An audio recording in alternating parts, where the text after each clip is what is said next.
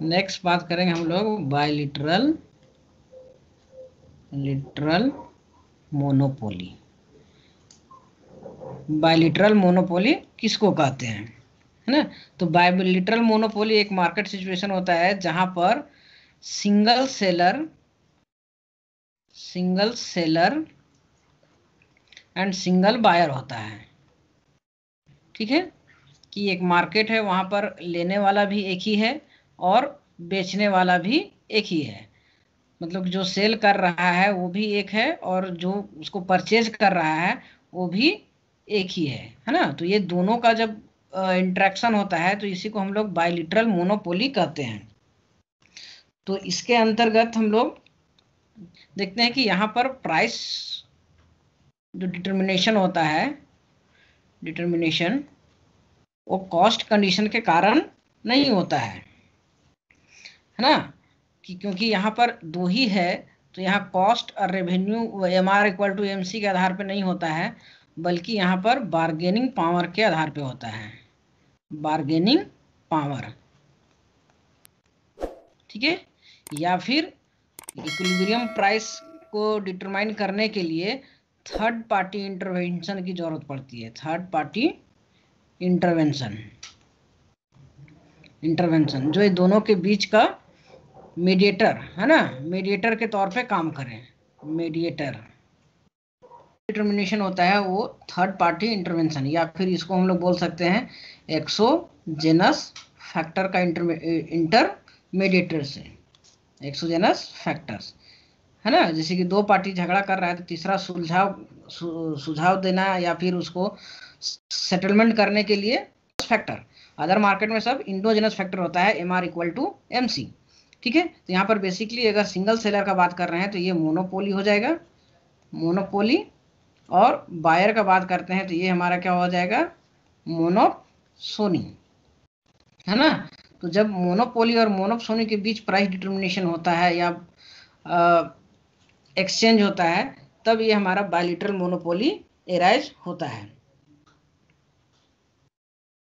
Next हम लोग बात करेंगे ओलिगोपोली।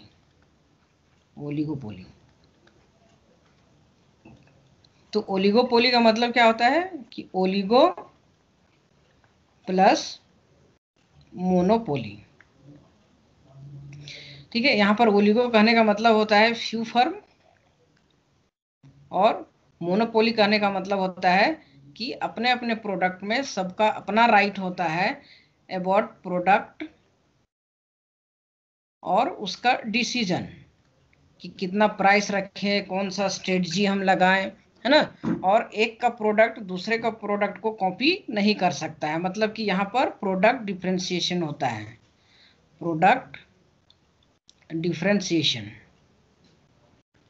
कि हर फर्म का प्रोडक्ट एक दूसरे से अलग होता है, जिसको हम लोग बोलते हैं हेट्रोजेनस। लेकिन अगर कुछ फर्म है और सभी होमोजेनस प्रोडक्ट अगर प्रोड्यूस करते हैं, होमोजेनस प्रोडक्ट, तो इसको भी हम लोग कहते हैं प्योर ओलिगोपोली। प्योर ओलिगोपोली, ठीक है? तो यहाँ पर ओलिगोपोली को दो तरह से देखते हैं, ओलिगोपोली विथ हेट्रोजेनस और ओलिगोपोली विथ होमोजेनस प्रोडक्ट, है ना? तो होमोजेनस प्रोडक्ट बेसिकली हम लोग क्लासिकल ओलिगोपोली में बात करेंगे, कुडनोट मॉडल, बटरैंड और एजवर्थ मॉडल में। ठीक है, तो अभी हम बेसिक कॉन्सेप्ट देखते हैं ओलिगोपोली का, है ना? कि कुछ फर्म होते हैं और प्रोडक्ट डिफरेंशिएशन होता है, हेट्रोजेनस प्रोडक्ट होता है, और यहाँ प्रोडक्ट जो होता है क्लोज सब्स्टिट्यूट होता है, क्लोज सब्स्टिट्यूट। और फर्मों के बीच यहाँ पर गला काट प्रतियोगिता होता है। गला काट प्रतियोगिता कहने का मतलब कि हर कोई चाहता है कि हम ज़्यादा से ज़्यादा मार्केट को कैप्चर करें, है ना? इसके लिए नया स्ट्रेटजी लगाता है, प्राइस कम, कंपटीशन फर्मों के बीच ज़्यादा होता है। क्योंकि कुछ फर्म है तो एक फर्म मार्केट प्राइस को आसानी से इन्फ्लुएंस कर सकता है, इसलिए यहाँ पर कंपटीशन ज़्यादा होता है। अब इसके लिए हम कुछ एजम्पशन देख लेते हैं कि ओलिगोपोली में तो पहला एजम्पशन होता है इंटरडिपेंडेंसी। इंटरडिपेंडेंसी, इंटरडिपेंडेंसी करने का मतलब है एक फर्म का डिसीजन दूसरे फर्म को डिसीजन को इन्फ्लुएंस करता है, कि अगर एक प्राइस बढ़ा देता है तो दूसरा रिएक्ट नहीं करेगा, मे भी करेगा नहीं करेगा, लेकिन अगर एक फर्म प्राइस कम करेगा तो इसको दूसरा फर्म भी प्राइस कम करेगा। कहने का मतलब कि एक फर्म का जो स्ट्रेटजी होता है या डिसीजन होता है वो दूसरे फर्म को डिसीजन को इन्फ्लुएंस करता है। इसका मतलब कि एक फर्म का decision, one firm decision influence other firm decision, कि अगर एक बेस्ट स्ट्रेटजी चलता है या बेस्ट स्ट्रेटजी अप्लाई करता है तो दूसरा को भी करना जरूरी है, नहीं तो वो मार्केट से हट जाएगा या फिर उसका मार्केट शेयर कम हो जाएगा। ठीक है, दूसरा role of advertisement, role of advertisement. तो ओलिगोपोली के केस में एडवर्टाइजमेंट हेवी एडवर्टाइजमेंट होता है, हेवी एडवर्टाइजमेंट, क्योंकि इन्फ्लुएंस करना होता है, मार्केट को इन्फ्लुएंस करना होता है, कंज्यूमर को अट्रैक्ट करना होता है, तो ज़्यादा से ज़्यादा मात्रा में एडवर्टाइजमेंट देता है ताकि कंज्यूमर को यूनिकनेस, उसके प्रोडक्ट का यूनिकनेस के बारे में पता चले और ज़्यादा से ज़्यादा कंज्यूमर उसके प्रोडक्ट को खरीदे। जैसे कि आप देखे होंगे टीवी पे बहुत सारा एड आता है, तो हर एड अलग अलग आता है। जैसे कि अगर हम टूथपेस्ट कंपनी का अगर बात करते हैं, टूथपेस्ट कंपनी का, तो हर कंपनी का अपना अपना एक यूनिक स्टाइल होता है उसको रिप्रेजेंट करने का। कोई बोलता है सॉल्ट है, तो कोई बोलता है नेचुरल वे में बनाया गया है। तो इस तरह से अपना अपना प्रोडक्ट को अलग करता है, क्योंकि यहाँ पर प्राइस तो चेंज कम होता है, लेकिन प्राइस तो यहाँ स्टिकी हो जाता है, करीब करीब सेम रहता है, लेकिन यहाँ पर नॉन प्राइस कंपटीशन ज़्यादा होता है। प्राइस कंपटीशन कि एडवर्टाइजमेंट देगा, फिर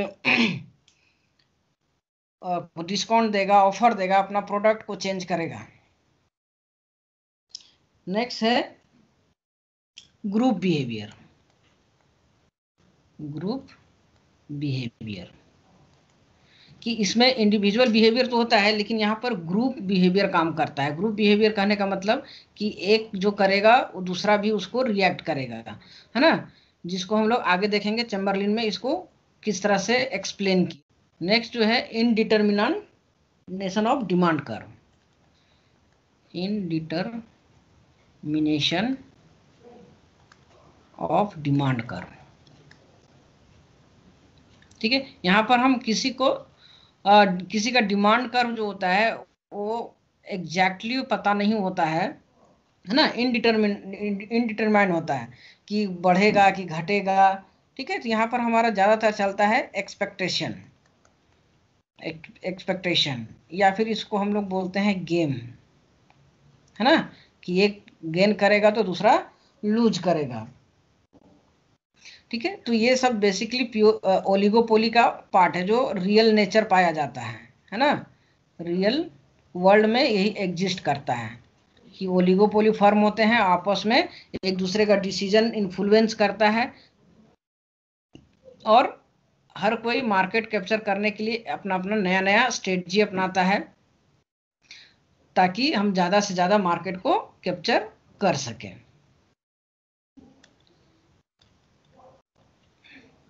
नेक्स्ट देखते हैं कि ओलिगोपोली में हेवी कंपटीशन होता है ना, हेवी कंपटीशन, या इसको बोलते हैं थ्रोट कट कंपटीशन, गला काट प्रतियोगिता।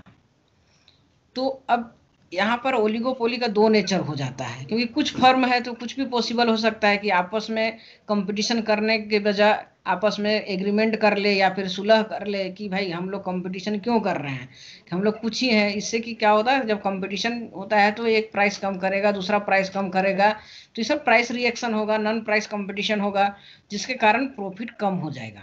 तो यहाँ पर फर्म को लॉस होगा लेकिन कंज्यूमर को बेनिफिट होगा। तो इस कंपटीशन को कम करने के लिए आपस में एग्रीमेंट हो जाता है, कोलैबोरेट कर लेता है ना। तो इसी के चलते ये कंपटीशन को कम करने के लिए अगर करता है, आपस में सहयोग कर लेता है, तो उसको हम लोग कोलिसिव ओलिगोपोली कहते हैं, है ना। तो ओलिगोपोली को दो टाइप से बांट देते हैं यहाँ पर, एक को कहते हैं कोलिसिव ओलिगोपोली, और दूसरा को बोलते हैं नॉन कोलिसिव ओलिगोपोली।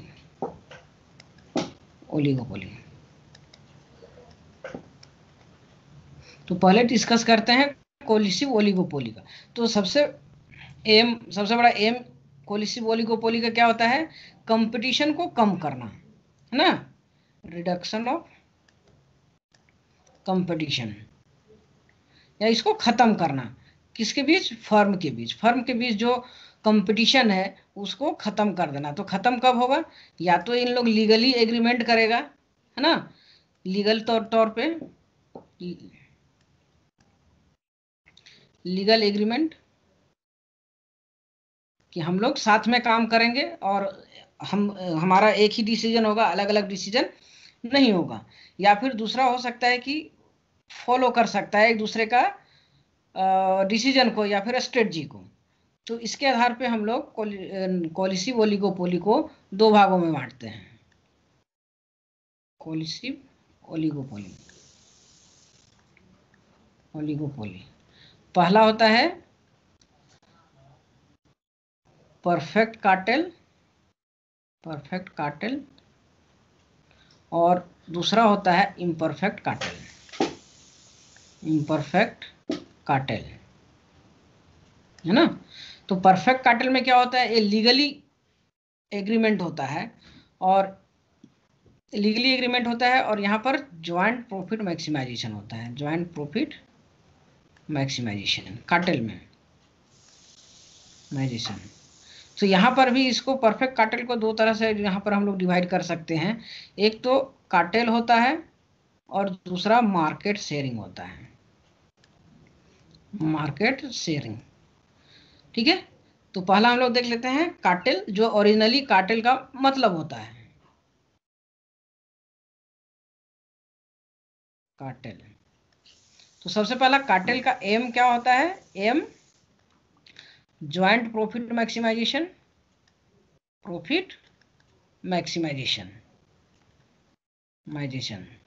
क्योंकि जब एग्रीमेंट करके सारे फर्म, कुछ फर्म एक साथ हो जाते हैं तो उन लोग क्या बन जाता है? मोनोपोली बन जाता है। और मोनोपोली बनने के बाद हाई प्राइस चार्ज करता है और ज़्यादा प्रॉफिट कमाता है। तो कोलिसिव होने के बाद अगर 5 फर्म है तो पांचों एक तरह से काम करेगा, है ना। अब यहाँ पर एज ए सिंगल फर्म काम करेगा, सिंगल फर्म। यहाँ पर एक ही डिसीजन होगा और सभी को उसको फॉलो करेंगे, है ना। प्राइस एंड आउटपुट डिसीजन एक होगा, प्राइस एंड आउटपुट डिसीजन, कि हमको कितना प्राइस रखना है और उस पर हमको कितना बेचना है। नेक्स्ट देखते हैं कि कंडीशन, एक कार्टेल किस केस में पॉसिबल हो सकता है। तो condition of cartel, condition of cartel. तो इसके लिए पहला कंडीशन होता है कि बाजार में फ्यू फर्म हो, है ना। फ्यू फर्म होगा तभी कोलैबोरेट हो सकता है, अदरवाइज नहीं हो सकता है। तो सबसे पहला एजम्पशन बोलिए या कंडीशन बोलिए कि फ्यू फर्म होना चाहिए। किसी पार्टिकुलर गुड्स का सप्लायर या फिर फ्यू सप्लायर बोल सकते हैं, इसके अलावा और सप्लायर नहीं होना चाहिए। कि 5 अगर है तो 5 ही के पास ये रिसोर्सेस है जिसको इन लोग बेच रहा है मार्केट में। दूसरा कि इसका मार्केट डिमांड है, जिस प्रोडक्ट का प्रोड्यूस कर रहे हैं उसका मार्केट डिमांड इन इलास्टिक होना चाहिए, inelastic, ED equal to less than 1। इसका मतलब जब इस तरह का कंडीशन रहेगा तभी ये कार्टेल बन सकता है, क्योंकि मोनोपोली बन जाएगा। तो मोनोपोली में अगर हाई प्राइस चार्ज करेगा, है ना, जितना हाई प्राइस चार्ज करेगा तो क्वांटिटी डिमांड में कम चेंज होना चाहिए, इस तरह से। और नेक्स्ट जो है वो no close substitute available, close substitute available in the market, जैसे कि इसमें हम लोग देखते हैं ऑयल, है ना, ऑयल का इसका बेस्ट एग्जांपल है ऑयल, और सॉरी ओपेक, है ना। तो ओपेक में एक यही एक प्योर कार्टेल है, ठीक है। तो यहाँ पर ऑयल प्रोड्यूसिंग कंट्री कुछ है, ऑयल प्रोड्यूसिंग कंट्री, और हर कंट्री को चाहिए ही चाहिए ऑयल, तो इसका मार्केट डिमांड जो है वो इन इलास्टिक है, डिमांड इन इलास्टिक है। अगर इन लोग इंडिविजुअली अगर बेचता तो हर कोई अपने में कंपटीशन करता, तो इन लोग क्या किया, एक ग्रुप बना लिया और ग्रुप बना के सब कोई एक साथ आ गया, और आने के बाद अब यहाँ पर ज्वाइंटली डिटरमाइन करता है, डिसीजन लिया जाता है कि हमको कितना आउटपुट बेचना चाहिए और या प्रोड्यूस करना चाहिए, और उस पर कितना प्राइस रखना चाहिए। तो अगर मान के चलते हैं प्राइस गिर रहा है तो इन लोग आउटपुट को कम कर देते हैं, है ना। ज़्यादा सप्लाई करना होता है, ज़्यादा प्राइस चार्ज करना होता है, तो इन लोग सप्लाई को कम कर देते हैं। तो इन लोग का अपना डिसीजन होता है, जो एक्चुअल वर्ल्ड में ओपेक में ये देखा जाता है ना। कि अगर 1970 में देखें तो अचानक 3 टाइम्स प्राइस को राइज कर देता है, और अभी के टाइम में भी इन लोग ऐसा ही करता है। तो कार्टेल का मतलब क्या हुआ कि ग्रुप ऑफ फर्म कोलिसिव हो जाता है, कोलैबोरेट कर लेता है ना। कोलैबोरेट होने के कारण इन लोग ज्वाइंट प्रॉफिट मैक्सिमाइजेशन होता है, और ये तभी पॉसिबल है जब कुछ फर्म होगा और जो भी प्रोडक्ट कर रहा है वो प्रोडक्ट का मार्केट डिमांड इन इलास्टिक होना चाहिए, और इसका कोई भी क्लोज सब्स्टिट्यूट अवेलेबल नहीं होना चाहिए। तो ये हो गया प्रॉपर ज्वाइंट प्रॉफिट मैक्सिमाइजेशन, है ना। यहाँ पर एक ही तरह से काम करता है ना। लेकिन एक और होता है, इसका दूसरा भी नेचर होता है कार्टेल का, जिसको हम लोग कहते हैं मार्केट शेयरिंग, मार्केट शेयरिंग। तो मार्केट शेयरिंग और कार्टेल, जो प्योर कार्टेल होता है, दोनों में अंतर ये होता है कि कार्टेल में हर डिसीजन एक साथ है, कोई भी इंडिविजुअल डिसीजन नहीं ले सकता है, जब भी जो भी डिसीजन होगा ज्वाइंटली होगा।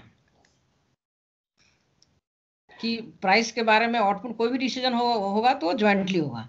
लेकिन जब मार्केट शेयरिंग के बात किया जाता है तो इसमें फर्म को कुछ फ्रीडम, डिग्री ऑफ फ्रीडम दिया जाता है, डिग्री ऑफ फ्रीडम, कि अपना सेलिंग स्ट्रेटजी के बारे में, है ना, या फिर अपने प्रोडक्ट के बारे में, कि वो कुछ डिसीजन ले सकता है अपने बारे में, कि बेचना कितना है, कहाँ बेचना है, किस तरह के एडवर्टाइजमेंट करना है, या फिर हेट्रोजेनिटी करना है कि होमोजेनिटी करना है, प्रोडक्ट को कुछ डिफ्रेंशिएट करना है ना। तो ये इसमें थोड़ा सा फ्रीडम फर्म को मिलता है, लेकिन स्टिल इन लोग कार्टेल का ही नेचर होता है।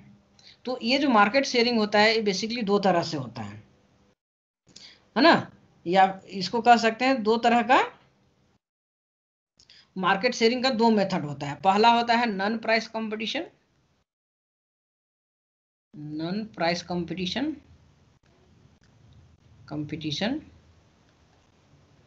और दूसरा होता है determination of quota, determination of quota, ठीक है। नॉन प्राइस कंपटीशन कहने का मतलब कि प्राइस में कोई चेंजिंग नहीं करेगा, प्राइस सब एक ही फॉलो करेगा, लेकिन इसमें अपना नॉन प्राइस कंपटीशन कर सकता है, जैसे कि ज़्यादा से ज़्यादा एडवर्टाइजमेंट दे सकता है, कंज्यूमर को कुछ ऑफर दे सकता है, फैसिलिटी दे सकता है। तो इस तरह से प्राइस में कोई चेंजिंग नहीं करेगा, लेकिन प्राइस के अलावा भी अदर फैसिलिटीज प्रोवाइड कर सकता है ताकि वो ज़्यादा से ज़्यादा बेच सके, लेकिन प्राइस में ये कोई चेंजिंग नहीं करेगा। दूसरा होता है कि या तो सभी फर्म मिलके कोटा सेट कर लेते हैं, कोटा कहने का मतलब कि आउटपुट, कि 5 फर्म है तो पहला फर्म 2% करेगा, तीसरा फर्म 4% करेगा, तो आउटपुट को यहाँ पर फिक्स कर देता है इन लोग, आउटपुट फिक्स द आउटपुट। इससे ज़्यादा आप प्रोडक्ट नहीं कर सकते हैं, क्योंकि अगर ज़्यादा प्रोडक्शन होगा तो सप्लाई ज़्यादा हो जाएगा तो प्राइस कम हो जाएगा, इसलिए यहाँ पर कोटा डिसाइड कर देता है। या फिर इसको कभी कभी जोग्राफिकली भी डिवाइड कर दिया जाता है, जोग्राफिकली, कि अगर एशियन कंट्री में आप बेचिए हम अफ्रीकन में बेचेंगे, है ना। तो इस तरह का कम ही देखने को मिलता है, लेकिन बेसिकली ये दोनों नेचर देखने को मिलता है। ठीक है, तो ये था हम लोग का कार्टेल, है ना, और मार्केट शेयरिंग। परफेक्ट कार्टेल, जिसको हम लोग बेसिकली कहते हैं प्राइस लीडरशिप।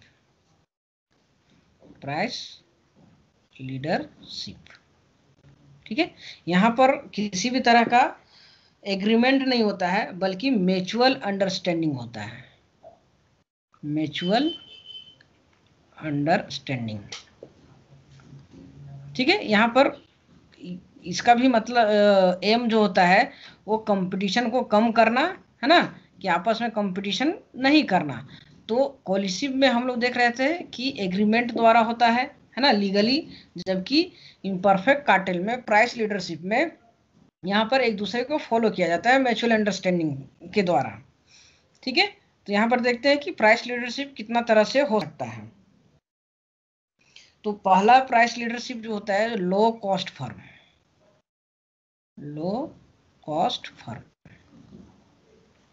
ठीक है, यहाँ पर क्या करते हैं कि जो लो कॉस्ट फर्म है, वो लो कॉस्ट फर्म का मतलब क्या हुआ, जिसका कॉस्ट ऐसी कम होगा, कॉस्ट लो होगा, उसका प्राइस भी कम होगा।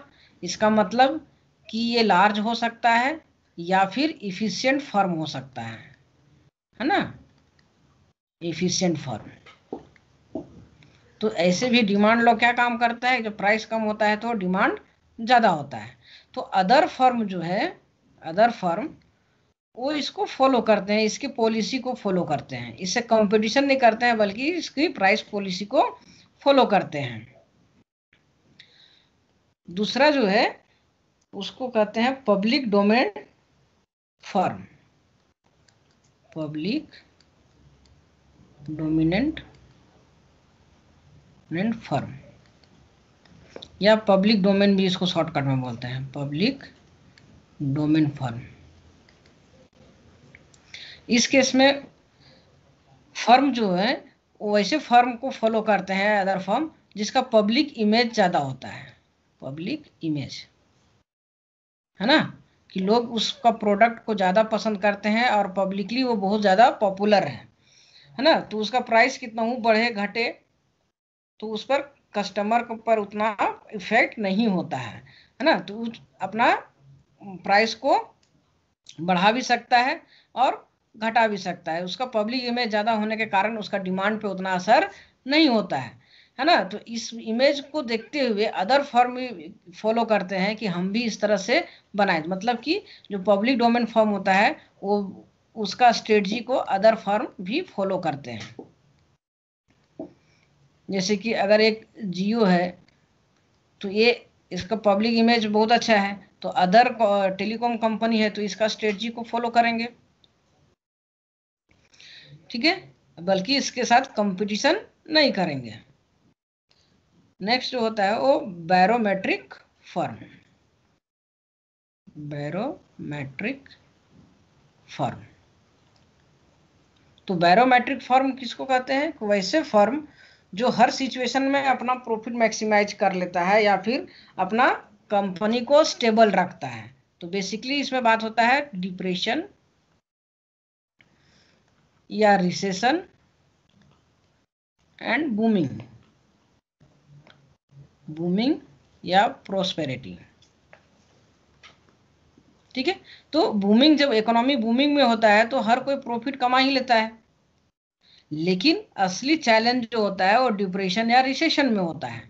यहीं पे आपको इनोवेशन की भी जरूरत पड़ता है, बेस्ट स्ट्रेटजी का जरूरत पड़ता है ना, बेस्ट डिसीजन का जरूरत पड़ता है, ताकि हम ये क्रिटिकल सिचुएशन में भी अपने आप को एग्जिस्ट कर सके, अपना एग्जिस्टेंस को बचाए रखें, स्टेबल रखें और अपने प्रॉफिट को मेंटेन करके रखें। तो इस तरह का जो फर्म होते हैं वो काफ़ी एफिशिएंट होते हैं, और इनका पॉलिसी जो होता है मार्केट पॉलिसी भी बेस्ट होता है, मार्केट पॉलिसी। उसके बाद जो मेजरमेंट ऑफ मार्केटिंग होता है या मार्केटिंग रिसर्च भी इन लोग का हाई लेवल का होता है, मार्केटिंग रिसर्च।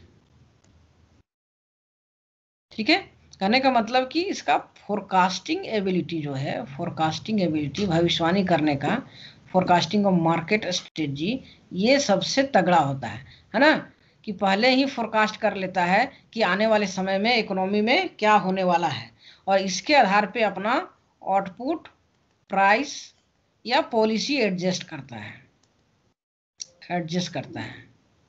ठीक है, तो इस केस में अदर फर्म जो है, अदर फर्म वो इसकी पॉलिसी को फॉलो करते हैं या इसी की तरह अपने आप को बनाने की कोशिश करते हैं या उसका पॉलिसी को अप्लाई करने की कोशिश करते हैं। था क्या?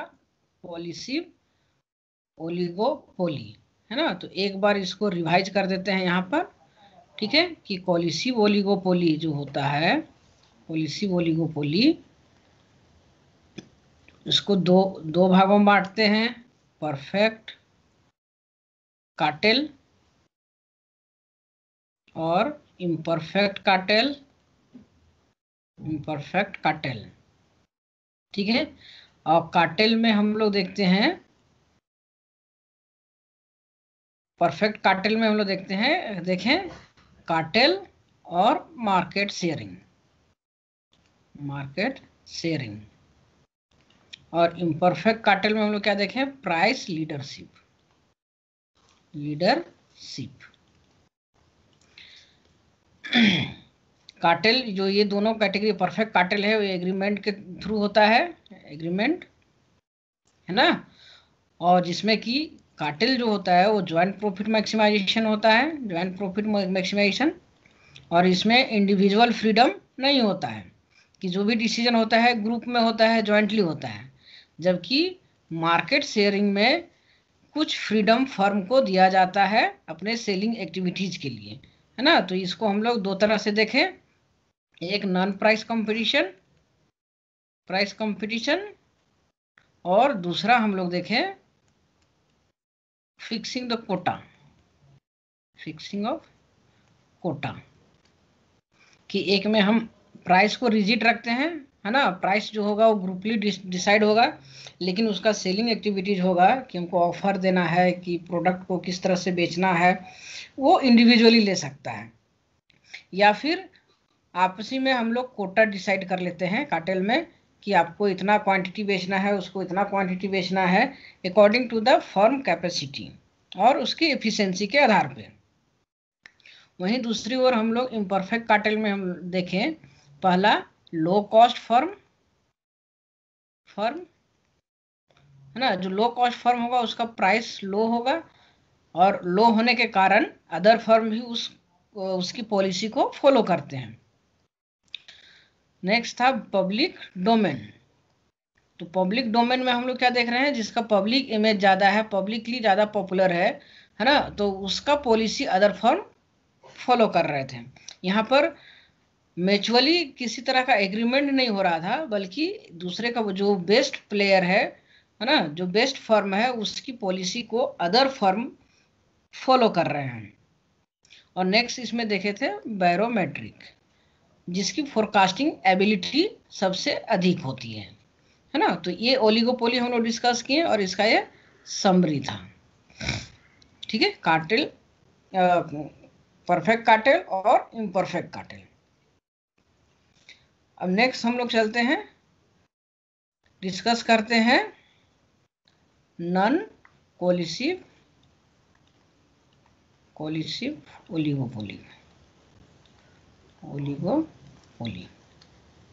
ठीक है, तो नॉन कोलिसिव ओलिगोपोली में यहाँ पर हम लोग देखेंगे कि दोनों के बीच किसी भी तरह का ना तो म्यूचुअल अंडरस्टैंडिंग है और ना ही कार्टेल के रूप में होता है, बल्कि हर फर्म इंडिपेंडेंट होता है और एक दूसरे को रिएक्ट करता है ना, एक के डिसीजन दूसरे के डिसीजन को प्रभावित करता है और कंपटीशन करता है, एक दूसरे का कंपटीशन। तो इस केस में हम लोग नॉन कोलिसिव को दो भाग में बांटते हैं, एक को कहते हैं क्लासिकल और दूसरा को कहते हैं मॉडर्न। ठीक है, तो मॉडर्न में तो केवल एक ही चीज पढ़ना होता है, जिसको हम लोग कहते हैं किंग डिमांड। ठीक है, लेकिन क्लासिकल ओलिगोपोली में बेसिकली डुओपोली पढ़ा जाता है, डुओपोली मार्केट, डुओपोली मार्केट, जिसमें सबसे पहला कुर्नोट का पढ़ते हैं या फिर कुर्नोट के बारे में जानते हैं, जिसने पहली बार ओरिजिन किया था डुओपोली का कॉन्सेप्ट दिया था, है ना। तो पहला कुर्नोट, जिनका ईयर है 1838। दूसरा, उसके बाद इसी का एक्सटेंशन करते हैं बर्ट्रैंड, जिनका ईयर है 1883। उसके बाद थर्ड में आते हैं एजवर्थ। कभी कभी क्रोनोलॉजिकल भी पूछ देता है कि कौन पहले था और कौन बाद में था, तो ये भी चीज आप लोग को याद रखना पड़ेगा। 1897। यही तीनों इकोनॉमिक्स के कॉन्सेप्ट को, डुओपोली कॉन्सेप्ट को कहते हैं क्लासिकल ओलिगोपोली।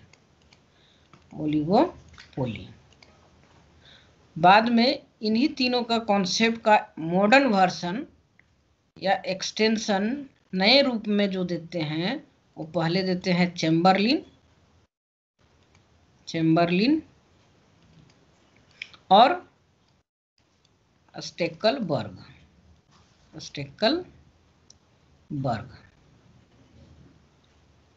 ठीक है। तो हमको क्लासिकल ओलिगोपोली में कितना टोटल पढ़ना पड़ता है, या डुओपोली में 5। तो एक एक करके हम पहले डिस्कस करते हैं, है ना। और यहाँ पर याद रखना है कि एक का थ्योरी, क्योंकि यहाँ पर थ्योरी है, दूसरे की थ्योरी से किस तरह से अलग है, या फिर एक का मॉडल दूसरे का मॉडल से किन किन बातों पे अलग होता है ना। तो ये चीज हमेशा माइंड में आपको फिट करके रखना होगा, क्योंकि जब एसर्टेशन वाला क्वेश्चन जब पूछेगा तो आपको वहां पर ऑप्शन नहीं देगा, बल्कि वहां पर आपको लॉजिक से उसको प्रूव करना होता है, या फिर उसको डिफरेंस स्टेटमेंट के थ्रू डिफरेंस करना होता है कि कौन स्टेटमेंट किसके लिए है, कुर्नोट के लिए है कि बर्ट्रैंड के लिए है कि एजवर्थ के लिए, चैम्बरलिन के लिए, कि स्टेकलबर्ग के लिए है ना। तो सबसे पहला हम लोग डिस्कस करते हैं क्लासिकल, जो प्योर क्लासिकल डुओपोली है।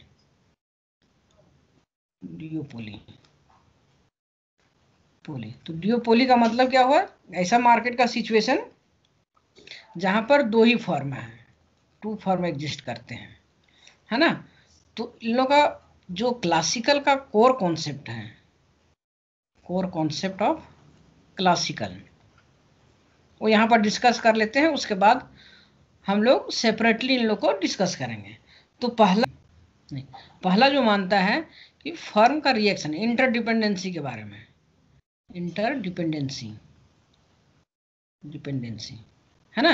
तो इंटरडिपेंडेंसी लोग नहीं मानता है कि एक फर्म दूसरे फर्म पर निर्भर नहीं करता है, क्योंकि ये तीनों मॉडल में ये मान के चलता है कि एक का रिएक्शन अगर दूसरे को रिएक्शन को प्रभावित नहीं करेगा। मतलब कि अगर हम कोई भी पॉलिसी चल रहे हैं, या हम प्राइस या फिर क्वांटिटी को बढ़ा रहे हैं, प्राइस को कम कर रहे हैं, तो ये मानता है कि अदर फर्म जो है वो कांस्टेंट रहेगा, है ना। मतलब उस पर वो रिएक्ट नहीं कर रहा है, जबकि वो करता है।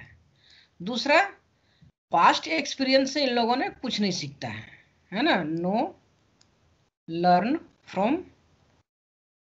Past experience. ठीक है। तीनों ही ने प्रोडक्शन के लिए क्या चुना है, मिनरल वाटर को, ठीक है।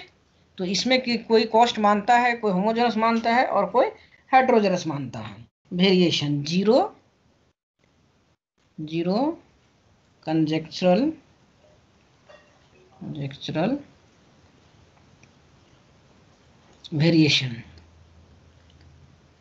वेरिएशन। इसका मतलब यही है कि पहला फर्म का जो थिंकिंग है ना, या फिर जो पॉलिसी है, दूसरा फर्म कुछ नहीं रिएक्ट करता है, ये एज्यूम कर लेता है ना। तो इसी को बोलते हैं जीरो कंजेक्चुरल वेरिएशन, या फिर वो अपना पास्ट एक्सपीरियंस से कुछ नहीं सीखता है। कि अगर हम अगर आउटपुट बढ़ा रहे हैं तो ये मान के चलता है कि अदर जो फर्म जो है वो एज ए कांस्टेंट रहेगा, कि अपना आउटपुट वो नहीं बढ़ाएगा। ठीक है, और जो सबसे मोस्ट इंपॉर्टेंट है वो वही इग्नोरेंस द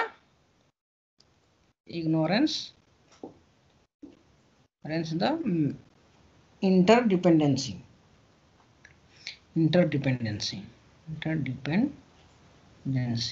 है ना, कि ये लोग सबसे बड़ा या फिर फॉल्ट इस मॉडल में यही है क्लासिकल में, कि इंटरडिपेंडेंसी को ये इग्नोर करते हैं, कि नहीं मानते हैं कि एक फर्म का डिसीजन दूसरे फर्म का डिसीजन को प्रभावित करता है, मतलब कि एक फर्म दूसरे फर्म पे निर्भर करता है। ठीक है, तो पहला हम लोग देखते हैं डिटेल में, कुड नॉट। ठीक है, तो ये फर्स्ट इकोनॉमिस्ट जिन्होंने डुओपोली का कॉन्सेप्ट को लाया था। एक फ्रेंच इकोनॉमिस्ट थे जिन्होंने डुओपोली कॉन्सेप्ट को लाया था, और इसी पे वालरस ने कमेंट किए थे, कि जो कुड नॉट का काम है इस पर इकोनॉमिस्ट को ध्यान देना चाहिए, क्योंकि ये नया चीज था, न्यू थिंग था।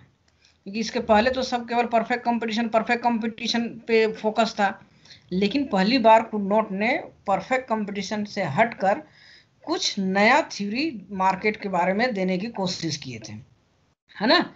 तो यहाँ पर इनके बारे में थोड़ा, इनका मॉडल क्या था इसके बारे में डिस्कस करते हैं, है ना। तो सबसे पहले इनका एजम्पशन देख लेते हैं कि इन्होंने अपना मॉडल के लिए एजम्पशन कौन कौन से रखे थे। तो पहला एजम्पशन था इनका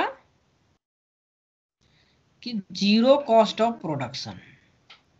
जीरो कॉस्ट ऑफ प्रोडक्शन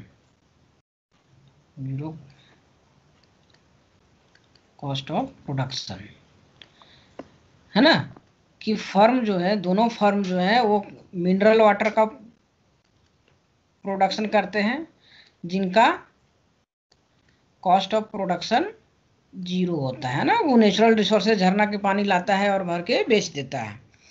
ठीक है, तो ये इनके मॉडल में मार्जिनल कॉस्ट जो है वो जीरो होता है। कॉस्ट का जब कोई प्रोडक्शन कॉस्ट ही नहीं है तो इसका मार्जिनल कॉस्ट क्या होगा, जीरो होगा। दूसरा इन मानते हैं कि फर्म जो है, फर्म अपने आउटपुट फिक्स करता है, आउटपुट फिक्स्ड करता है ना। यहाँ पर देखिए ट्रिकी क्वेश्चन कभी कभी पूछता है, कहीं कहीं पे बोलता है कि फर्म जो है वो अपना आउटपुट को कांस्टेंट रखता है, कांस्टेंट मानता है, या फिर फिक्स करता है। कहने का मतलब कांस्टेंट या फिक्स कहने का मतलब है कि फिक्स हम कब करेंगे, कि यहाँ से यहाँ गए यहाँ फिक्स हो गए, फिर यहाँ से यहाँ आए यहाँ फिक्स हो गए, फिर आगे बढ़े फिक्स हो गए। तो एक पार्टिकुलर पीरियड में फिक्स करना। तो यहाँ पर उत्पादन को फिक्स करने का मतलब हुआ कि अगर अभी 100 यूनिट का उत्पादन कर रहा है तो यहाँ पर कर दिया, लेकिन आगे बढ़ा के फिर 20 में फिक्स कर दिया। तो कहने का मतलब प्राइस में यहाँ पर रिएक्ट नहीं होता है, बल्कि फर्म जो है वो आउटपुट को इंक्रीज करता है, फर्म आउटपुट को इंक्रीज करता है। ठीक है, तो इसी कारण से यहाँ पर बोला जाता है कि कुड नॉट मॉडल में आउटपुट फिक्स करता है ना, या फिर आउटपुट कांस्टेंट होता है। प्राइस के बारे में यहाँ पर बात नहीं करता है, कि पहले ये आउटपुट फिक्स करता है। दूसरा नेक्स्ट जो एजम्पशन है कि अगर एक फर्म अपना आउटपुट बढ़ाता है ना, आउटपुट अगर बढ़ाता है, क्यों, मार्केट कैप्चर करने के लिए, तो ये इसका माइंड में होता है कि अगला फर्म जो दूसरा फर्म है वो अपने आउटपुट को कांस्टेंट रखेगा। आउटपुट को क्या रखेगा, कांस्टेंट रखेगा। मतलब कि अगर मार्केट है तो अगर एक फर्म, डुओपोली फर्म जो है, अगर पहला फर्म अगर बढ़ाता है ना आउटपुट को, तो दूसरा फर्म के बारे में सोचता है कि वो आउटपुट नहीं बढ़ाएगा, है ना। मतलब कि वो आउटपुट रिएक्शन नहीं करेगा, कि हम बढ़ा रहे हैं तो वो भी बढ़ाएगा। ठीक है, दूसरा या नेक्स्ट एजम्पशन है वो कि पहले से एक फर्म जो होता है first time one firm entry करता है, one firm entry in the market, market, और वो मार्केट के आधा भाग को ही कवर करता है, मतलब कि मार्केट से जितना है उसका हाफ के बराबर वो प्रोडक्शन करता है। और दूसरा फर्म जो है ना, वो हाफ के हाफ में, जब नया फर्म एंट्री करेगा एंट्री, तो उसका प्रोडक्शन कितना करेगा। जैसे कि एक फर्म यहाँ पर है, ये हाफ में कर रहा था, तो ये एरिया जो खाली पड़ा हुआ था, तो नया फर्म आएगा तो इसका हाफ करेगा, है ना। ठीक है, कि मतलब हाफ। नेक्स्ट है यहाँ पर प्रोडक्ट जो होगा होमोजेनस होगा, प्रोडक्ट होमोजेनस, दोनों फर्म एक ही तरह का गुड्स का प्रोडक्शन करेंगे। और इनका जो मॉडल है वो स्टेबल इक्विलिब्रियम को दर्शाता है, स्टेबल इक्विलिब्रियम की रिएक्शन करते करते दोनों फॉर्म जो है स्टेबल इक्विलिब्रियम हो जाएगा, दोनों का बेस्ट स्ट्रेटजी। इसी के चलते यहाँ पर इसको हम लोग बोलते हैं गेम थ्योरी में ये नाश इक्विलिब्रियम, नाश इक्विलिब्रियम या नाश गेम को फॉलो करता है। तो इससे क्वेश्चन भी आता है कि ऑप्शन में दे देगा, बोलेगा नाश इक्विलिब्रियम का कौन सा मॉडल फुलफिल करता है, तो इसको कौन करेगा, कुर्नोट मॉडल, कि जहां पर स्टेबल हो जाएगा। स्टेबल होने का मतलब क्या हुआ कि दोनों इक्विलिब्रियम में हो गया, कि दोनों का अपना अपना बेस्ट स्ट्रेटजी चलते हैं। और रिएक्शन करते हुए ईच फर्म जो है, सभी फर्म जो है वो मार्केट के 1/3 भाग को में प्रोड्यूस करते हैं, 1/3 भाग प्रोड्यूस करते हैं, है ना। इक्विलिब्रियम यहीं पे होता है 1/3 भाग में। इसका भी क्वेश्चन कभी कभी डायरेक्ट आ जाता है। ठीक है, और यहीं पे ये जब 1/3 भाग का बात करते हैं तो इसी में हमारा इक्विलिब्रियम एग्जिस्ट करता है, जिसको हम लोग इस तरह से कर सकते हैं, दोनों का डिमांड कर्व आइडेंटिकल माना जाता है ना, कि ये रिएक्शन करते इधर से यहाँ आएगा और यहाँ पर स्टेबल इक्विलिब्रियम होगा, है ना। यहाँ पर इसको इस तरह से भी देख सकते हैं कि ये डिमांड कर्व है, पहले यहाँ पर कर रहा था और ये इसका एमआर कर्व है ना। तो टोटल मार्केट डिमांड इतना है और अभी यहाँ पर कर रहा था ये एमआर। तो जब नया फर्म आएगा, है ना, तो नया फर्म कहाँ पर प्रोड्यूस करेगा, यहाँ पर। तो रिएक्शन करते करते इन लोग क्या करता है कि दोनों फर्म जो है 1/3 भाग में इक्विलिब्रियम हो जाता है, इक्विलिब्रियम में अपना स्टेबल हो जाता है। तो ये इनका बेसिक कॉन्सेप्ट था। और इसमें पूछने वाला क्वेश्चन क्या क्या आएगा, बेसिकली यही सब चीज़, 3 चीज़ से आता है इसमें कि अगर इसमें हम समरी करेंगे तो क्या क्या बात है कि पहला कि डुयो कुर्नोट मॉडल फर्स्ट है ना, और दिए कौन थे, कुर्नोट खुद का नाम है। नेक्स्ट पूछ होता है प्रोडक्ट होमोजेनस, है ना। यहाँ पर समरी करके आप देख सकते हैं और इसमें इसी क्वेश्चन बनाता है। पहला प्रोडक्ट होमोजेनस, होमोजेनस, और first duopoly concept given by what. तो ये यहाँ पर क्वेश्चन आएगा तो कुर्नोट होगा। दूसरा पास्ट एक्सपीरियंस से कुछ नहीं सीखता है लोग, एक्सपीरियंस से, है ना, तो पूरा क्लासिकल का भी आ जाएगा। तीसरा इसमें क्या था कि आउटपुट फिक्स करता है, आउटपुट फिक्स करता है मतलब कि कांस्टेंट रखता है।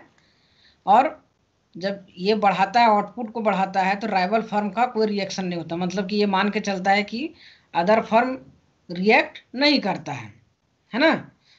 और एक अजम्पशन और भी मान के चलता है कि दोनों फर्म का, दोनों के डिमांड, दोनों का स्ट्रेटजी के बारे में पता होता है। ठीक है, नेक्स्ट जो इससे क्वेश्चन बनता है वो है स्टेबल इक्विलिब्रियम, कि कुर्नोट मॉडल जो है वो एक स्टेबल इक्विलिब्रियम है। और स्टेबल कहाँ पर होगा, जहाँ पर 1/3 भाग में, कि सब अगर मार्केट का 1/3 भाग में प्रोड्यूस करेंगे तो ये इक्विलिब्रियम होगा। और यहीं पे ये नाश इक्विलिब्रियम गेम का प्रूव करता है। ठीक है, नाश इक्विलिब्रियम। तो इस तरह से इसमें से क्वेश्चन बनाया जाता है या बनता है और आता भी है। ठीक है, नेक्स्ट हम लोग देखते हैं बर्ट्रैंड, बर्ट्रैंड डुओपोली मॉडल।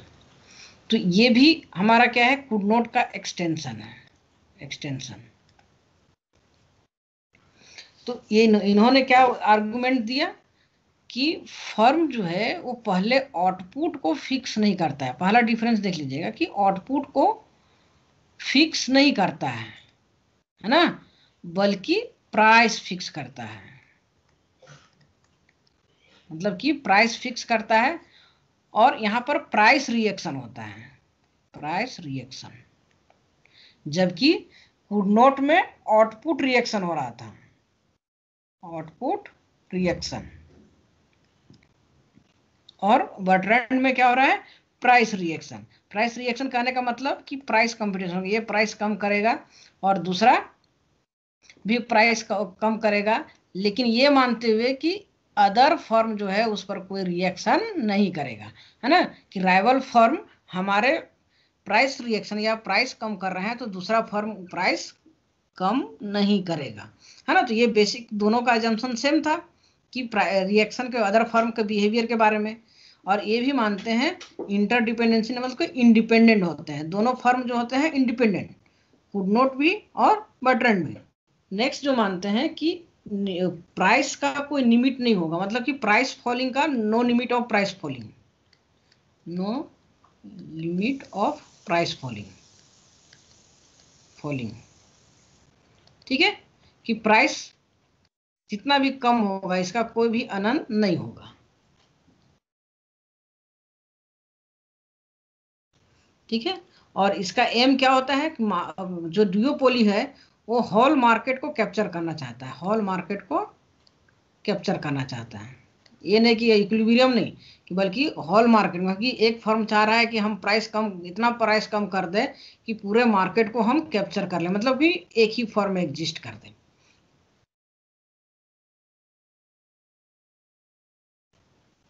ठीक है, लास्ट में बोलता है कि प्राइस इतना कम कर देगा, और लास्ट में ये क्या हो जाएगा कि इसका जो प्राइस है वो इक्वल टू इसके कॉस्ट के बराबर हो जाएगा, है ना। प्राइस इक्वल टू कॉस्ट, जो इसका जीरो कॉस्ट भी हो सकता है ना। तो इन्होंने कॉस्ट के बारे में तो नहीं बोला है कि जीरो होगा, मे भी जीरो होगा और मे नॉट भी जीरो। भी हम क्या करते हैं, ignorance, ignorance of interdependency, interdependency, ठीक है। और यहाँ पर ये बोलते हैं कि डिमांड कर्व स्टेबल नहीं होगा, बल्कि ये इन्होंने आइसो प्रॉफिट रिएक्शन को दिखाते हैं। इक्विलिब्रियम के लिए क्या दिखाते हैं, आइसो प्रॉफिट, है ना, कि प्रॉफिट कर्व, क्योंकि इन लोगों का कॉस्ट होता नहीं है। नेक्स्ट जो है कि इन नोट जो है, अरे सॉरी, बटरलैंड है, ये मानते हैं कि मार्केट डिमांड जो है नेसेसरी नहीं है कि आइडेंटिकल होगा, है ना। मार्केट डिमांड कर्व आइडेंटिकल नहीं हुआ, ये कोई जरूरी नहीं है, नॉट आइडेंटिकल, आइडेंटिकल कि दोनों फर्म का डिमांड कर्व एक जैसा होगा, बल्कि सिमिलर हो सकता है, सिमिलर हो सकता है। नेक्स्ट जो मानते हैं कि प्रोडक्शन कैपेसिटी जो होता है ना, production capacity, capacity of firm, unlimited होता है, अनलिमिटेड, याद रखिएगा, अनलिमिटेड मत सोचिएगा, है ना, अनलिमिटेड होता है, मतलब कि अनलिमिटेड डिमांड को फुलफिल करने की कैपेसिटी होती है ना। जितना भी मैक्सिमम रिक्वायरमेंट ऑफ डिमांड होगा, maximum requirement of demand, demand को पूरा करने की कैपेसिटी है, मतलब कि यहाँ पर कोई लिमिट नहीं है कि इसका प्रोडक्शन इतना ही हो सकता है। नेक्स्ट इसका है कि बटरलैंड मॉडल में इक्विलिब्रियम कब एग्जिस्ट करेगा, इक्विलिब्रियम कब एग्जिस्ट करेगा, जब प्राइस जो है ना, मतलब कि price of duopoly, price of duopoly बराबर हो जाएगा प्राइस ऑफ परफेक्ट कंपटीशन के बराबर, प्राइस ऑफ प्योर कंपटीशन या परफेक्ट कंपटीशन, ठीक है। रिएक्शन करते करते इतना आ जाएगा कि दोनों का प्राइस जो है ना, ड्यूओपोली का प्राइस और परफेक्ट कंपटीशन का प्राइस दोनों बराबर होगा, वहीं पे ये इक्विलिब्रियम होंगे, है ना। तो यहाँ पर एक बार समरी देख लेते हैं कि बटरलैंड का मॉडल किस तरह से अलग था। तो सबसे पहला यहाँ पर प्राइस रिएक्शन के बारे में बोलते हैं कि आउटपुट नहीं बल्कि प्राइस रिएक्शन होता है। दूसरा कि ये भी पास्ट एक्सपीरियंस से कुछ नहीं सीखते हैं और कुड नोट भी नहीं सीखते हैं। दोनों में सिमिलरिटी क्या होगा कि इंटरडिपेंडेंसी को, फर्म के इंटरडिपेंडेंसी को कुड नोट भी इग्नोर करते हैं, ये भी इग्नोर करते हैं। अब डिफरेंस क्या है कि कुड नोट कहते हैं कि प्राइस वेरिएशन होगा ना, मतलब कि बटन एंड प्राइस रिएक्शन का बात करते हैं, और कुड नोट आउटपुट रिएक्शन का, आउटपुट रिएक्शन है ना। तो ये यहां पर फिक्स द प्राइस, प्राइस, और यहां फिक्स्ड आउटपुट। नेक्स्ट जो बात करते हैं, no limit of production capacity, ठीक है, जबकि इसके बारे में ये बात नहीं करते हैं, है ना। और ये स्टेबल इक्विलिब्रियम का बात करते हैं, रिएक्शन करते करते दोनों रिएक्ट करेगा और 1/3 भाग पे प्रोडक्शन करेगा। जबकि बर्ट्रैंड में क्या बोलता है कि एक फर्म का जो एम होता है, प्राइस कम करके जो एम होता है, वो होल मार्केट को कैप्चर करना है, कैप्चर ऑफ होल मार्केट, ठीक है। और लास्ट इक्विलिब्रियम ये कहां पर पहुंचेंगे, जहां पर ड्यूओपोली का price of duopoly equal to price of perfect competition हो जाएगा, प्राइस रिएक्शन करते करते घटाते घटाते। जबकि कुड नोट में 1/3 भाग में ही स्टेबल इक्विलिब्रियम हो जाता है, इक्विलिब्रियम। तो यहां पर ये चीज याद रखिएगा कि कुड नोट का स्टेबल इक्विलिब्रियम क्या है और बर्ट्रैंड का स्टेबल इक्विलिब्रियम क्या है। नेक्स्ट देखते हैं डिफरेंस में कि कुड नोट का ड्यूओपोली में, कुड नोट ड्यूओपोली में प्राइस जो होता है वो ग्रेटर देन परफेक्ट कंपटीशन होता है, ठीक है। याद रहेगा कि कुड नोट मॉडल में प्राइस जो होता है वो परफेक्ट कंपटीशन से हाई होता है, इसलिए आउटपुट भी लेस देन परफेक्ट कंपटीशन होता है, परफेक्ट कंपटीशन, ठीक है। ये बात कर रहे हैं क्या, इक्विलिब्रियम, जहां पर इक्विलिब्रियम होगा उस जगह का इक्विलिब्रियम पोजीशन, इक्विलिब्रियम कंडीशन में, है ना, कि प्राइस जो होगा, जहां पर कुड नोट मॉडल में ड्यूओपोलिस्ट इक्विलिब्रियम होंगे, वहां पर प्राइस परफेक्ट कंपटीशन से हाई होगा। तो जब प्राइस परफेक्ट कंपटीशन से हाई होगा तो आउटपुट भी परफेक्ट कंपटीशन से कम होगा, ठीक है। मतलब कि इसको कंक्लूडिंग कर सकते हैं कि प्राइस, है ना, price is higher than perfect competition, ठीक है। कि कुड नोट मॉडल में जो प्राइस होता है वो परफेक्ट कंपटीशन से ज्यादा होता है, जबकि बर्ट्रैंड ड्यूओपोली में कि प्राइस और output are equal to perfect competition,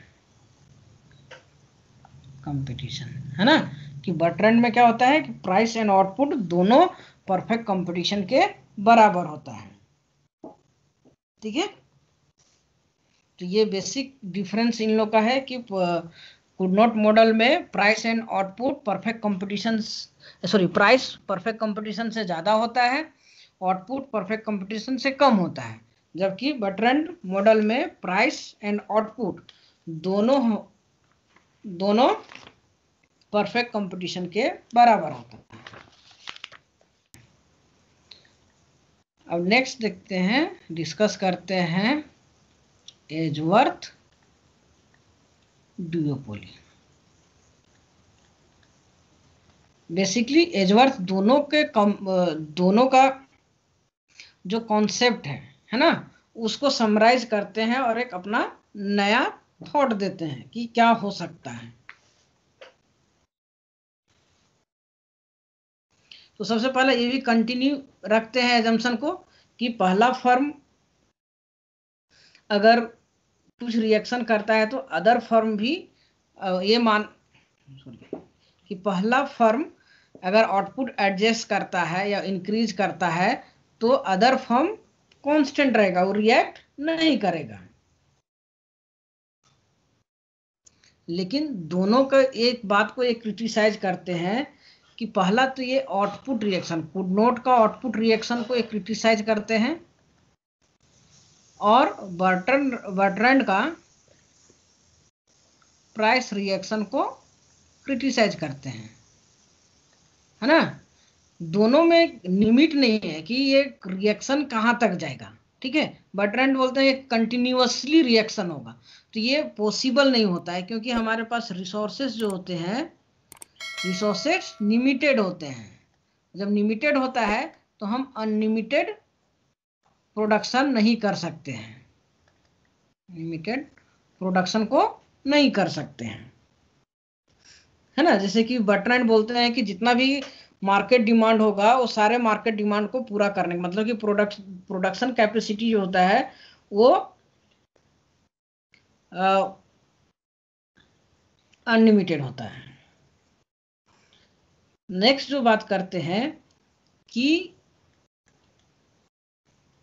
equilibrium, दोनों केस में इक्विलिब्रियम पॉसिबल नहीं होगा, नो पॉसिबिलिटी ऑफ इक्विलिब्रियम, क्योंकि रिएक्शन का कोई लिमिट ही नहीं दिया इन लोग, तो इक्विलिब्रियम कहाँ पर होगा। प्राइस में बारे में बोलते हैं बर्ट्रैंड की इतना रिएक्शन होगा, कंटिन्यूअस रिएक्शन होते जाएगा फॉल्ट, तो उसका भी एक लिमिट है, कोई जीरो प्राइस पे तो बेचेगा नहीं, ठीक है। तो यही दोनों मॉडल को उन्होंने कंक्लूड किया, बोला कि रिएक्शन जो है वो अनलिमिटेड नहीं हो सकता है, इक्विलिब्रियम नहीं पॉसिबल होगा, है ना। मतलब कि डुओपोली में इक्विलिब्रियम एग्जिस्ट नहीं करेगा, ठीक है।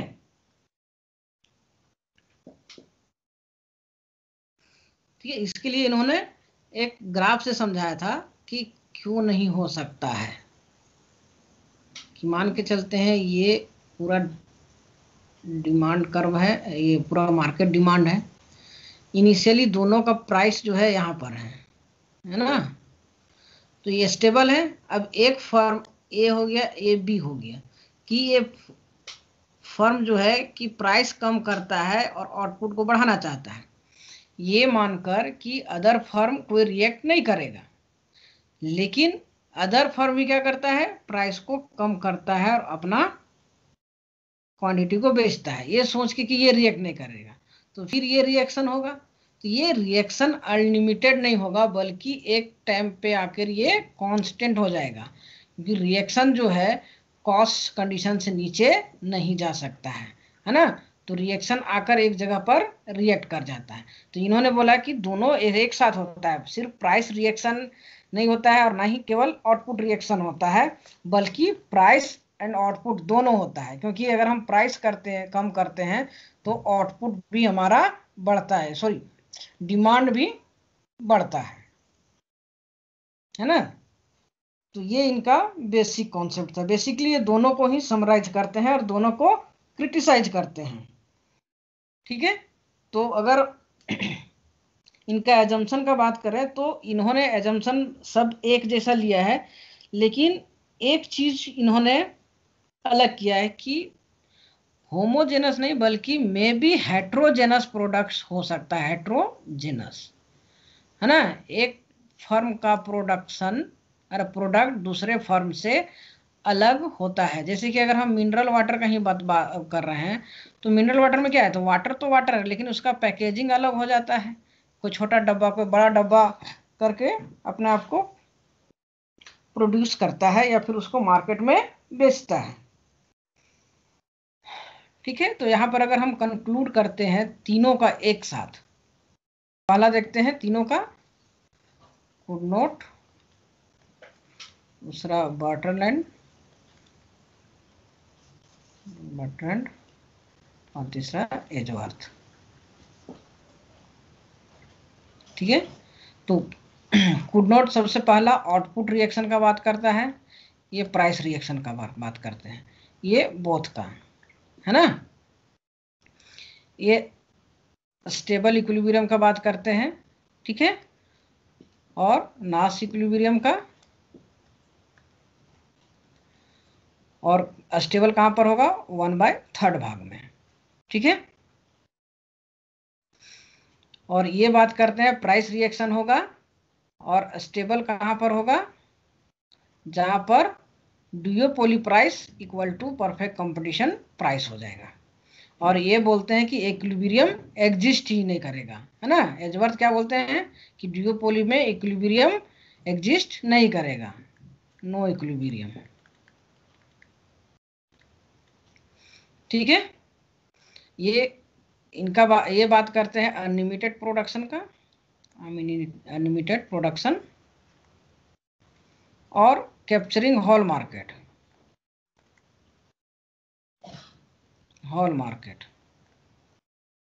जबकि ये बात करते हैं इक्विलिब्रियम बोथ मार्केट को, बोथ फर्म को एग्जिस्ट करने के लिए, है ना, एक ऑप्टिमम लेवल पे आकर दोनों रुक जाएगा। ठीक है, ये बोलते हैं कि जो रिएक्शन होता है वो अनलिमिटेड नहीं होगा, है ना, कि उसका एक लिमिट होगा। और लिमिट कहाँ पर होगा कि अगर प्राइस भी कम करेगा तो लोग कॉस्ट से नीचे नहीं जाएगा, मतलब कि एवरेज कॉस्ट से नीचे नहीं जाएगा। और रिएक्शन अनलिमिटेड नहीं हो सकता है, क्योंकि हमारे पास रिसोर्सेस क्या होते हैं, लिमिटेड होते हैं, है ना। जबकि इन लोग इन्फिनिटिव रिएक्शन का बात करते हैं, नोट भी इन्फिनिटिव रिएक्शन का बात करते हैं, और बर्ट्रैंड भी इन्फिनिटिव रिएक्शन का बात करते हैं। ये दोनों जो है होमोजेनस प्रोडक्ट का बात करते हैं, होमोजेनस प्रोडक्ट, और ये बात करते हैं हेट्रोजेनस प्रोडक्ट का, हेट्रोजेनस प्रोडक्ट का। ठीक है, जबकि बर्ट्रैंड में इक्विलिब्रियम पोजीशन पे price of duopoly equal to price of perfect competition होता है, और आउटपुट जब प्राइस होगा तो आउटपुट भी दोनों का बराबर होता है। मतलब इक्विलिब्रियम पोजीशन पे परफेक्ट कंपटीशन का, जहां पर बर्ट्रैंड लैंड का इक्विलिब्रियम होगा वहां पर परफेक्ट कंपटीशन के बराबर प्राइस और आउटपुट होगा। ठीक है, और ये दोनों में सिमिलरिटी क्या है कि दोनों प्राइस फिक्स को मानते हैं। पहले फर्म जो है वो प्राइस को फिक्स्ड करता है, ठीक है, आउटपुट उसके बाद। ठीक है, तो ये हम लोग का था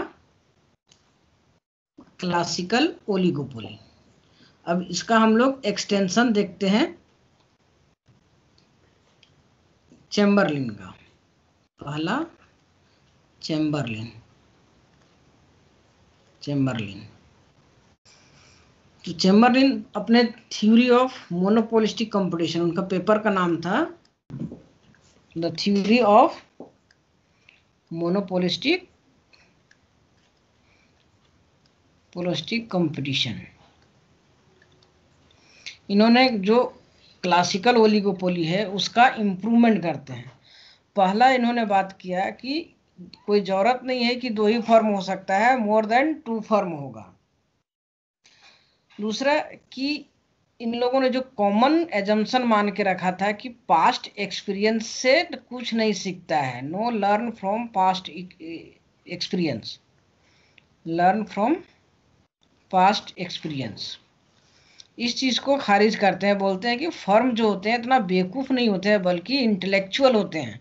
वो एक बार अगर स्ट्रेटजी अपना चलाते हैं, प्राइस अगर कम करते हैं और दूसरा भी प्राइस कम कर देता है, तो तुरंत इस एक्सपीरियंस से सीख लेते हैं और अपना पॉलिसी में चेंजिंग करते हैं।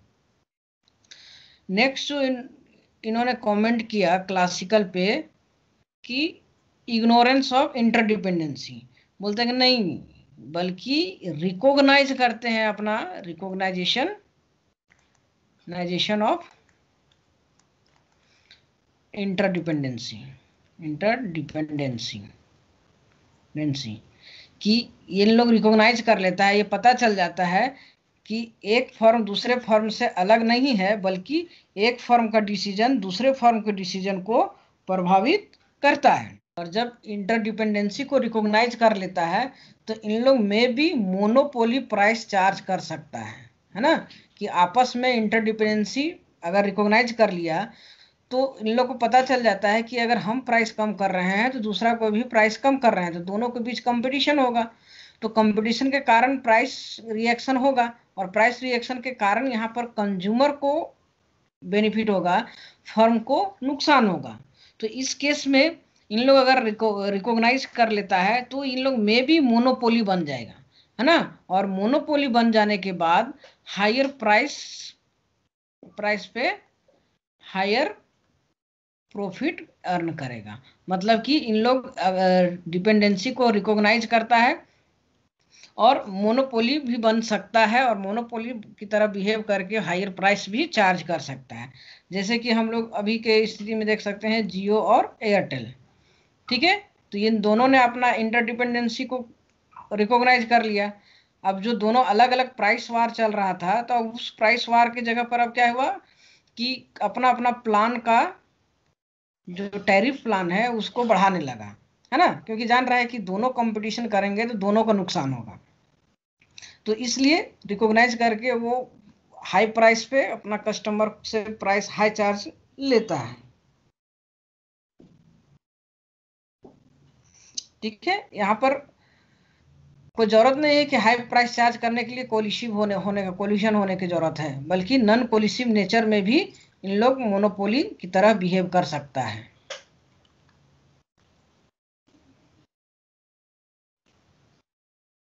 और इस केस में ज्वाइंट प्रॉफिट मैक्सिमाइजेशन करेगा, ठीक है। इसका मतलब क्या हुआ कि फर्म के पास फुल इंफॉर्मेशन होता है, फुल इंफॉर्मेशन, है ना, खुद के बारे में और अदर फर्म के बारे में, जो जिस ग्रुप का बात होता है ना। इसी के चलते हुए क्विक लर्न करता है, पास्ट एक्सपीरियंस से तुरंत वो सीख जाता है, और दूसरा का कॉस्ट कंडीशन और मार्केट डिमांड का भी पता होता है, जिसके कारण इन लोगों ने इंटरडिपेंडेंसी को रिकॉग्नाइज करता है, ठीक है। इसमें जो प्राइस रिएक्शन है उसको दिखाते हैं इन लोग कि ये मान के चलते हैं इंडिविजुअल डिमांड कर्व है और ये मार्केट डिमांड कर्व है। तो जब इंडिविजुअल अगर यहाँ पर चाहता है कि हम प्राइस कम करके ज़्यादा बेनिफिट कर लें, तो जैसे ही ये प्राइस कम करेगा अदर फर्म प्राइस को कम कर देता है, जिसके कारण इसको नुकसान होता है। लेकिन फर्म अगर प्राइस हाई करेगा तो कोई भी रिएक्ट नहीं करेगा, है ना, क्योंकि ये मानते हैं कि कोई जरूरत नहीं है कि डुओपोली में एक ही फर्म होगा। ओलिगोपोली नेचर को मानते हैं कि मोर देन 2 फर्म हो सकता है। तो इसी को हम लोग ग्रुप रिएक्शन भी कहते हैं, ठीक है।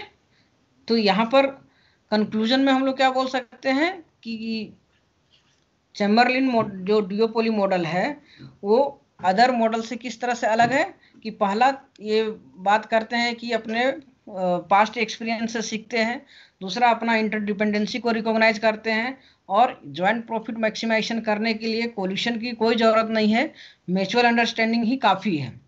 और इंटरडिपेंडेंसी को जब रिकॉग्नाइज कर लिया जाता है तो इन लोग मोनोपोली बन के हाई प्राइस चार्ज करके मैक्सिमम प्रॉफिट को अर्न कर सकते हैं। नेक्स्ट है स्टेकलबर्ग, ठीक है। इसी मॉडल को आगे बढ़ाते हुए इन्होंने बोला कि फर्म जो है वो इंटरडिपेंडेंसी को तो अचीव करता है, लेकिन रिएक्शन भी करता है ना।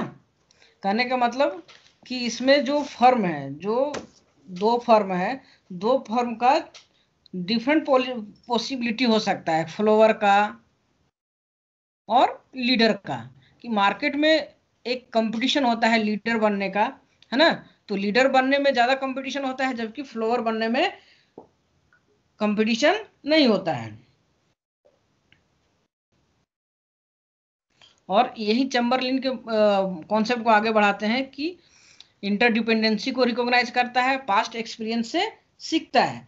कि डुओपोली जो है वो साइमल्टेनियसली रिएक्शन नहीं करता है, बल्कि एक करने के बाद दूसरा करता है ना। कि जैसे कि बात करते हैं कि नोट मॉडल में कि एक जब आउटपुट कम करता है लेकिन अदर को ये मानता है कि वो कांस्टेंट रहेगा, लेकिन वो भी कर लेता है। ठीक है, तो यहाँ पर क्या बात हो रहा है कि साइमल्टेनियसली अपना आउटपुट को एडजस्ट किया जाता है।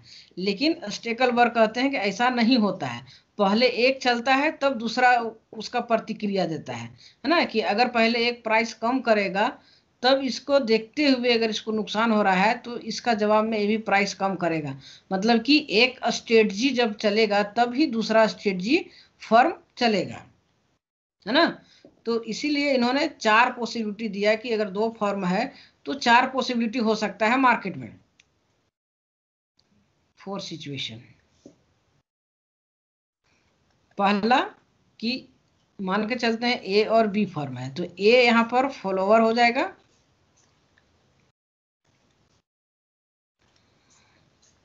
फॉलोअर, एंड बी लीडर बन जाएगा। दूसरा कंडीशन में क्या होगा कि बी फॉलोअर होगा एंड ए लीडर हो जाएगा। तीसरा कि यहां पर दोनों फ्लोवर हो जाएगा, फ्लोवर, ठीक है, ए एंड बी। और चौथा कि दोनों लीडर बनने की कोशिश करेगा, है ना, both leader A and B. तो देखिए इस केस में क्या होता है कि गला काट प्रतियोगिता होता है ना, थ्रो कट। जब दोनों लीडर बनने की कोशिश करेगा तो एक दूसरे का कंपटीशन होगा, तो यहां पर थ्रो कट गला काट प्रतियोगिता होगा, थ्रो कट कंपटीशन, ठीक है, गला काट प्रतियोगिता होगा। क्योंकि जो दोनों यहां पर मार्केट कैप्चर करने की कोशिश करेगा, दोनों लीडर बनने की कोशिश करेगा, जबकि ये तीनों सिचुएशन में कंपटीशन ना के बराबर होगा, है ना। और ये दोनों कंपटीशन में इक्विलिब्रियम एग्जिस्ट कर सकता है ना, ए और बी में। क्योंकि एक फ्लोअर है और दूसरा लीडर है। फ्लोअर और लीडर कहने का मतलब कि जो लीडर है उसका अपना स्ट्रेटजी है, इसका स्ट्रेटजी को पहला फॉलो कर रहा है, ठीक है। उसी तरह से पहला अगर लीडर है, ए लीडर है, तो बी उसकी पॉलिसी को फॉलो कर रहा है ना। और जब तीसरा जो फॉलोअर है तो उसमें कोई एक दूसरे से इंटरडिपेंड है कि ये कर रहा है तो उसका पॉलिसी कभी ये फॉलो कर ले रहा है, वो फॉलो कर रहा है। लेकिन सबसे क्रिटिकल कंडीशन एराइज हो जाता है कहां पर, जहां पर जब दोनों लीडर बन जाता है, ठीक है। तो इस तरह से हम लोग स्टेकलबर्ग का भी हम लोग कंक्लूड कर सकते हैं कि पहला कि इंटरडिपेंडेंसी को रिकॉग्नाइज करता है सभी फर्म, है ना। और साइमल्टेनियसली दोनों फर्म रिएक्शन नहीं करता है, बल्कि एक के रिएक्शन के बाद दूसरा को रिएक्शन करता है। और यहाँ पर 4 पॉसिबिलिटी होता है। पहला कि दोनों फर्म या तो फ्लोवर होगा या तो लीडर होगा, या फिर एक लीडर एक फ्लोवर होगा, जिसमें कि इक्विलिब्रियम एग्जिस्ट कर सकता है फ्लोवर और लीडर में, है ना। और जबकि गला काट प्रतियोगिता दोनों जब लीडर बनने की कोशिश करेगा तब होगा, है ना। तो ये हमारा था क्लासिकल ओलिगोपोली।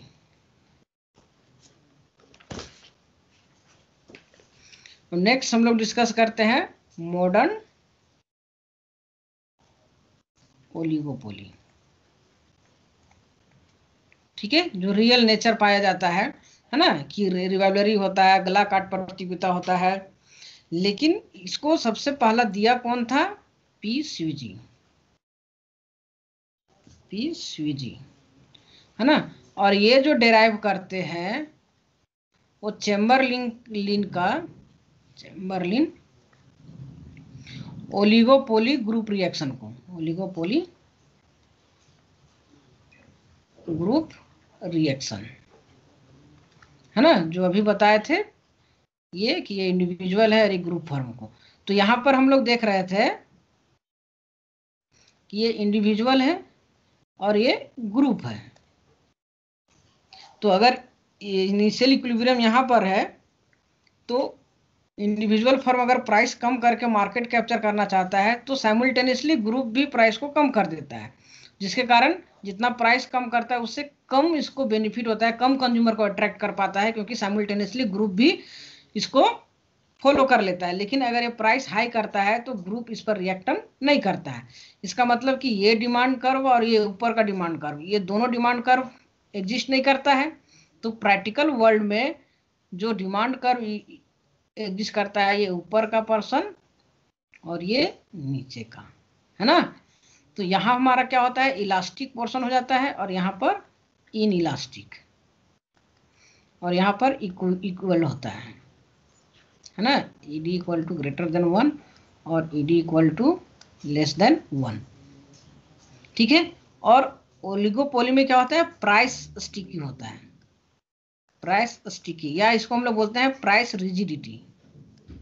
प्राइस रिजिडिटी कि यहाँ पर प्राइस कांस्टेंट होता है ना, जबकि नॉन प्राइस कंपटीशन यहाँ पर ज्यादा एग्जिस्ट करता है, ठीक है। अगर ओलिगोपोली में इक्विलिब्रियम की बात करें तो इनका इक्विलिब्रियम एग्जिस्ट नहीं, क्योंकि यहाँ एग्जिस्ट और मार्केट की तरह नहीं करता है, क्योंकि यहाँ पर प्राइस तो स्टिकी होता है ना, प्राइस तो स्टेबल होता है, या स्टिकी रिजिडिटी जो बोलना है वो बोल सकते हैं, एक होगा। लेकिन सभी फर्म का cost and revenue, marginal revenue मतलब मार्जिनल कॉस्ट और मार्जिनल रेवेन्यू अलग अलग होता है।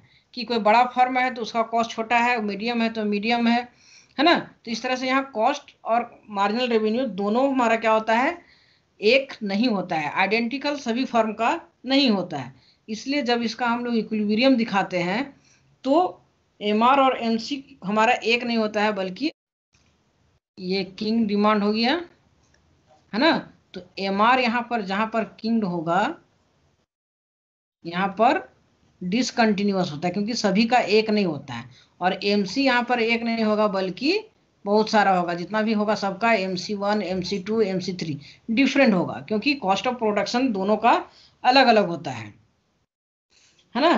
तो यहाँ पर हमारा MR डिसकंटिन्यूअस होता है किंग के पास, डिसकंटिन्यूअस, और MC भी हमारा डिफरेंट होता है या डिसकंटिन्यूअस होता है, डिफरेंट होता है।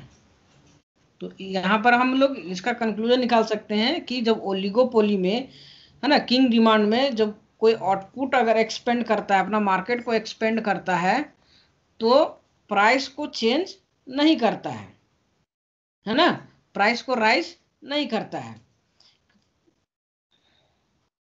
और हर फर्म का MR जो है वो नया अलग अलग होता है।